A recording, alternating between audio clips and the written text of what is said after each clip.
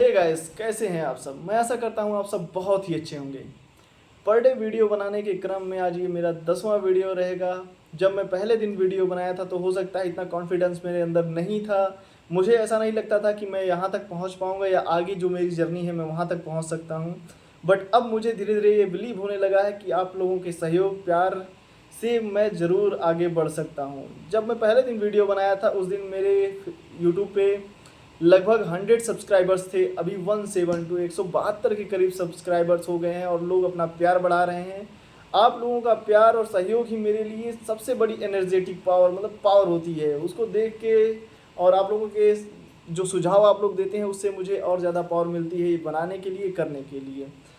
आज 10वां वीडियो है और मैं आज के दिन थोड़ा महिलाओं के बारे में बात करना चाहता हूँ, महिला सशक्तिकरण के बारे में या महिलाओं के ऊपर आजकल जो आरोप लग रहे हैं, जो केसेस सामने आ रहे हैं, मैं उसके बारे में इसमें मैं 3 केस की का ज़िक्र आप लोगों से करूँगा। पहला केस ऐसा है जिसमें शादी से पहले या शादी के बाद किसी और के बहलाने फुसलाने फुसलाने से लड़कियां उन लड़कों को जो कि वेल एजुकेटेड अच्छे खासे फैमिली से बिलोंग करते हैं, अच्छा खासा पैसा कमा रहे हैं, उनकी हत्या कर दे रही हैं या जान ले रही हैं। कोई पहाड़ों से धक्का दे दे रहा है तो कहीं कोई घूमने गया है पहाड़ों पे, वहाँ पे धक्का दे दिया। मतलब ये दोनों पहाड़ों का केसेस अलग है। एक केतन शर्मा वाला पहाड़ों से धक्का देने का, दूसरा जो वहाँ पे गए थे हनीमून पे वहाँ पे धक्का दे दिया था, तो तीसरा नीला ड्रम। तो ऐसे केसेस सामने आ रहे हैं। ये लड़कियां खुद अकेले नहीं कर सकती हैं, कभी नहीं करेंगी, क्योंकि वो बहलाने पे ही ऐसा कर सकती हैं, किसी के फुसलाने पे।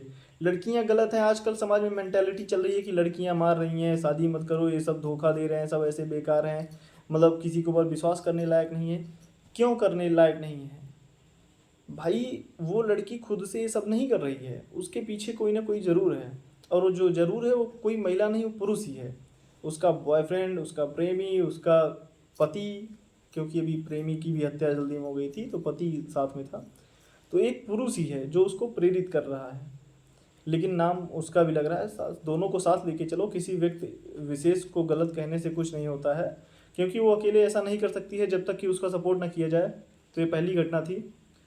दूसरी घटना मैं बताना चाहता हूँ आयुषी शर्मा की।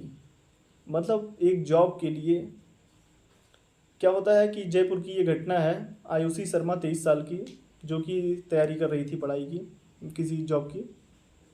उनके पिता की मृत्यु होती है तो गवर्नमेंट जॉब में होते हैं, तो ये होता है कि घर में किसी को जॉब मिलेगी। तो उनकी माँ भी शायद पढ़ी लिखी थी, तो वो नौकरी जॉब जो थी उनके माँ के नाम पे लौट हो जाती है, मतलब उनको मिल जाती है, तो जॉब करने लगती हैं। तो इससे आयुषी शर्मा बहुत ज़्यादा दुखी हो जाती है, क्योंकि उसको वो जॉब चाहिए थी। तो माँ को मिलने से भी कोई दिक्कत नहीं थी, भाई माँ है। तो क्या होता है कि वो आयुषी शर्मा अपने अंकल से बात करती है, तो अंकल को चाहिए होता है ज़मीन, क्योंकि वो आयुषी के नाम पे नौकरी होती या उसकी माँ नहीं होगी तो आयुषी अपने जॉब में बिजी हो जाएगी शादी ब्याह करके अपना, तो वो सारी ज़मीन जायदाद उसके अंकल को मिल जाएगी।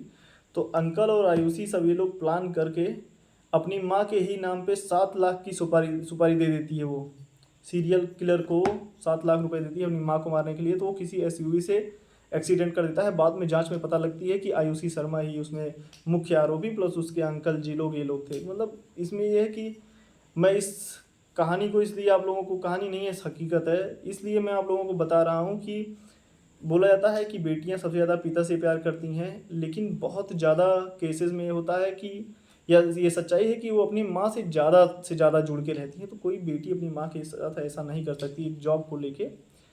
तीसरी कहानी मैं बताऊंगा, ये तो दो थी महिलाओं को निगेटिव दिखाने के लिए था कि लोग इस चीज़ से निगेटिव ले रहे हैं आजकल, डर रहे हैं, या पुरुषों में जो कुछ आजकल चला है उसके लिए। तीसरा तो मैं डायरेक्ट बोल रहा हूँ कि आजकल जो राजस्थान की अभी घटना श्री गंगापुरम वहाँ पे हुई थी, या बंगाल पश्चिम बंगाल में जो घटना हुई, महिलाओं के साथ दुर्व्यवहार हुआ, दुष्कर्म हुआ, तो उस पर मैं बात करना चाहता हूँ कि पुरुषों की मेंटालिटी इतनी ख़राब हो चुकी है कि आप लोग इससे सुरक्षित रहें, बच के रहें। तो महिलाएं, कहीं पे महिलाएं सुरक्षित नहीं हैं, कहीं महिला अगले को सुरक्षित महसूस नहीं होने दे रही हैं। समाज में ऐसा चल रहा है, तो हर तरह की तरीके से आप बच के रहें। लेकिन पुरुष महिलाएं किसी चीज़ में अकेले नहीं हैं, वो किसी कहीं पे भी कोई मैटर हो रहा है तो वहाँ पे पुरुष जरूर इन्वॉल्व है। तो इसलिए आप किसी एक को ब्लेम ना करें और सुरक्षित रहें, शिक्षित बने। शिक्षा बहुत ज़्यादा ज़रूरी है। महिलाओं के प्रति जो लोगों की भावनाएं हैं वो बहुत ही गलत है। मैं अब पहले 2 केस से नहीं कह रहा हूँ, पहले 2 केस में ऐसा है, जब आप कोई चीज़ ठान ही लेंगे कि ये मुझे ऐसा नहीं करना है तो किसी के बहलाने फुसलाने से वो कभी नहीं हो सकता है। लेकिन जो तीसरा मेरा केस था उसमें ऐसा ही है कि महिलाओं के प्रति आप इज्जत सम्मान रखें। कहीं पे भी आपके सामने कुछ ऐसा गलत हो रहा है जहाँ पे किसी महिला के साथ गलत हो रहा है तो आप तुरंत वहाँ पे हाथ उठाएं। हाथ उठाने का तात्पर्य ये है कि आप उसका विरोध करें। तो आज इसी के साथ मैं ये वीडियो यहीं पे ख़त्म करता हूँ। मैं विवेक तिवारी अगली बार एक नए वीडियो में एक नई बात के साथ आप लोगों के सामने हाजिर होऊंगा। तब तक के लिए धन्यवाद। लाइक करें, सब्सक्राइब करें, शेयर करें, महिलाओं की इज्जत करें, दूर रहें। ज़्यादा दिक्कत आपको लग रही है तो थोड़ा दूर रहें, लेकिन रिस्पेक्ट करें। किसी को बदनाम करने से अच्छा है कि आप उनसे दूरी बरतें। धन्यवाद।